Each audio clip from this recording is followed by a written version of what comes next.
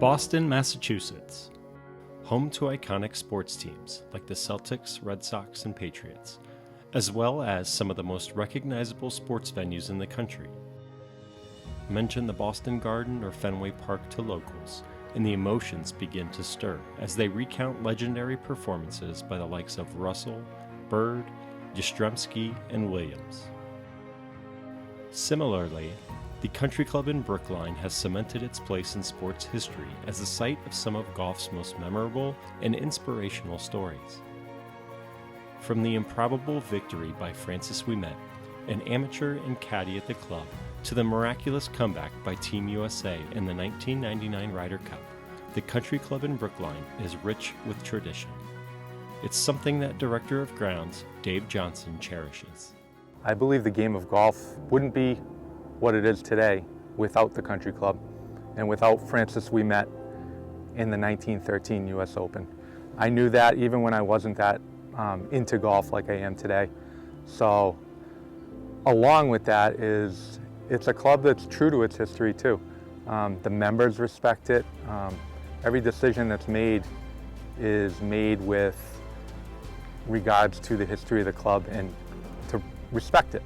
A native of Massachusetts, Johnson found his way to a golf course at an early age and developed a passion for the game. The course became a place where he was able to apply some of the valuable lessons learned from his parents. I'm a small town kid. I grew up 30 miles west of here in a tiny little town called Dudley, Massachusetts. Most people that live in Massachusetts don't know about that town. That's how small it is. But I watched my father as a young boy work every day, owned his own small business and worked really hard. Taught me those ethics. I worked with him when I was younger, and I credit a lot to my parents. It started when I was young. So they bought a house across the street from a golf course. I was always outside, and I eventually migrated and started playing on that golf course.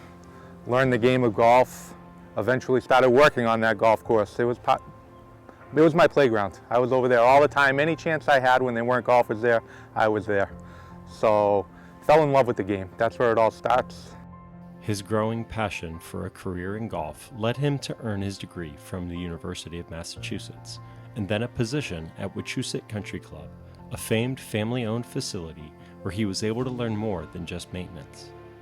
When I graduated, I went to work for a family-owned club in the Worcester area, the Maronis, and I'm very thankful for what I learned working for them. I was just a green kid out of college and learned everything about the golf business from that family. On weekend mornings after we were done mowing greens, we'd go in the clubhouse and set up for the weddings that were going to happen that day. So learned a lot about the golf business from the Maroney family. Golf course superintendents, we try to be efficient. We're problem solvers. Those are the values that I learned from them, how to do that and run a good business. Additionally, working at an old club, it was a Donald Ross golf course, and they were working towards a master plan, the family, and I learned a lot about architecture, learned how to respect what was there.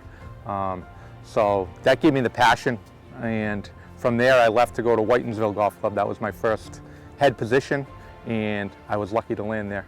The experience at Wachusett would prove to be invaluable for Johnson.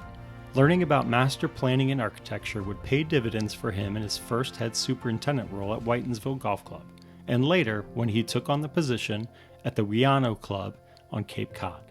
When Johnson arrived, both clubs were about to tackle restorations of their Donald Ross golf courses, and both projects provided Johnson the opportunity to collaborate with renowned architect Gil Hans. Gil is he's a good friend, and what I've learned from him, it's immense. And I still learn from him working at this club. But yes, I met him at Whitensville. He came and helped the club do a restoration on the property, which really was an untouched property. He just exposed what was there and taught me how to do it. He would come and would ride around, and then he'd leave me a laundry list of things to work on till his next visit. And I built his trust. We were accomplishing these things together, and in about 4 years, we had reached our goals there. I would say Gil is a superintendent's architect, and he really treads lightly with you, lets you kind of let him know what you want to take on, doesn't want to he wants to set you up for success, and I really respect that about him. The two developed a great friendship, but little did they know that their working relationship would continue as Johnson made his next career move. In 2018, following the retirement of longtime Superintendent Bill Spence, Johnson landed the role as Director of Grounds at the Country Club in Brookline. Johnson once again began working with Hans to revitalize the historic property in preparation for our nation's biggest championship, which takes place this summer. The maintenance crew at the club completed the majority of the work in-house, working to improve drainage, reclaim putting surfaces, and also rebuilding bunkers on the championship course. It was a successful project completed by a dedicated team, one in which Johnson is proud to be a part of and where his philosophy of team first has been embraced. We have a good-sized team with 36 leading up to this championship, but right at the top are superintendents, our golf course superintendent Anthony Howard and our ground superintendent Adam Bennett. Our equipment manager is Toby Christoon, crucial team player right there, big fleet of equipment that he takes care of. And our three top assistants are Aiden O'Sullivan, Brad Gale, and Josh Tucker. It's a cool feeling to work at a place like this with such professionals that all think the same and want the same things. We're pretty much a family as well.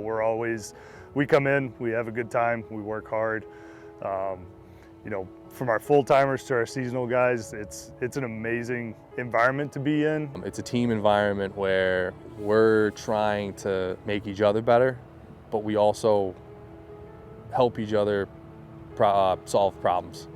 So I think that's one of the biggest things that has helped us as a team is it might not be one thing coming up in a discussion. It could be 4 or 5 different things, and we all kind of sit there and bounce ideas off each other, and it's going to help, you know, myself down the road. It's going to help a lot of these other young guys down the road when they take jobs. Is they'll be able to look back on what they learned here at the country club. Spend more time with them than I do anyone else in this world, and that includes my family, so they're pretty much like family to me, and we have a good time. This is an amazing crew, the best I've seen so far in my travels.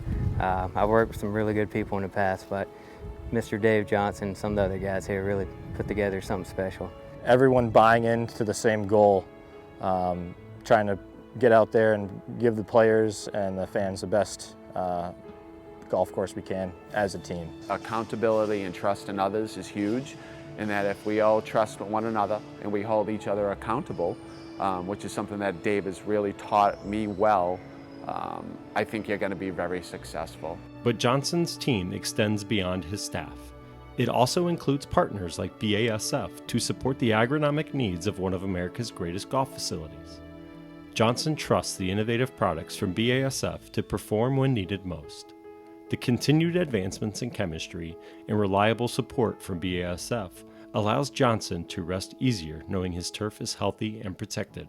Pete and I go back a number of years, back to Cape Cod. He would often visit me, would talk about some of the challenges I was dealing with, and always there to support, talk through our program, how we could tweak it, what products would benefit us more, and it's nice to know that support's there and the quality of the product. So innovation is very important to me, and should be to all superintendents.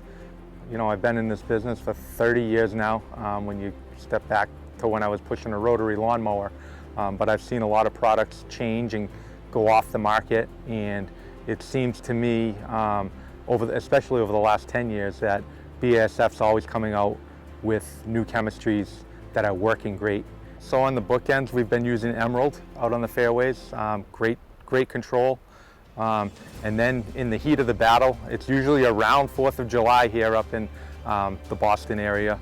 We always have Navicon in the tank to go on our greens and tees, and I tell my entire staff that morning meeting that the flagship's going out today. As a company, I think the products are the best out there, and when I'm using those products and those are going in the tank, I have a feeling that comes over me that we're in a good spot right now. For the upcoming championship, the Country Club in Brookline will also host 100 volunteer turf professionals from across the U.S. and around the world. It's a week-long commitment of time and effort for which Johnson and his crew are extremely grateful.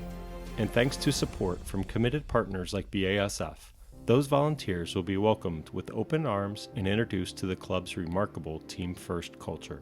They're not even here yet, and I'm already thankful for their commitment. It's 7 days. They're coming in Sunday the 12th, and they'll be here till Sunday the 19th. 7 days away from their families, their places of employment, their lives, and they're donating it to the success of this championship. Like Bird relied upon Parrish and McHale, or Brady counted on his linemen, Johnson relies on those around him to accomplish the mission.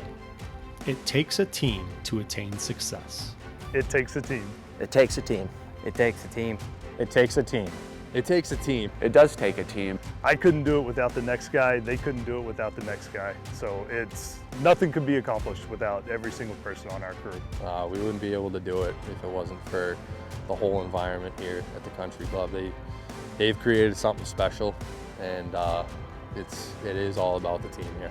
I could not do any of this that you see out here each day without them.